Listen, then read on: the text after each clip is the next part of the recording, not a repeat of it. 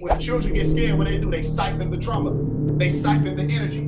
They siphon the adrenochrome releases. Why? Because it's useful for them. It's like food for them. It's a source for them. You understand? So in order for them to continue to have the food that they need the rest of the world to be drunk. Then they have more food, because human beings may not think much of their energy, but there are beings around you that do. And you may not know what to call them, but a lot of people that are listening to me have experienced them, and you may have been told that it was all in your head, and I'm here to tell you, it's not all in your head.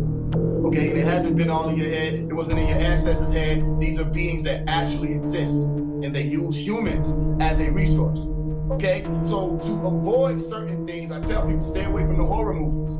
Okay, and they show you what happens when these beings start arriving, when they get into your system, like the movie Venom explains it. When they get into your system, they start taking over. You understand? They'll show you that the Venom being was not just some random worm floating around. It had its own brain. It's called an instinctual parasite, meaning it just wants to live. That's all it wants to do. It does not care about your well-being. That's why Eddie Brock was going through hell. They say, bro, you look like shit. Why? Because he was being taken through the ringer just to allow for this being to survive. You understand? And once they're done using you up, what they do? They jump to the next body.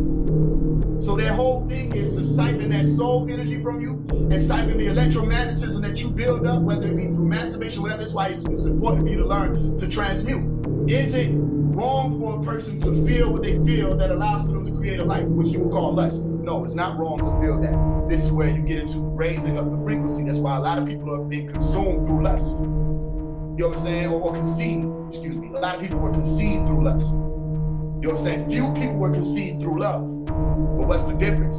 The difference is, where were your intentions and where was your attention when the child was being conceived?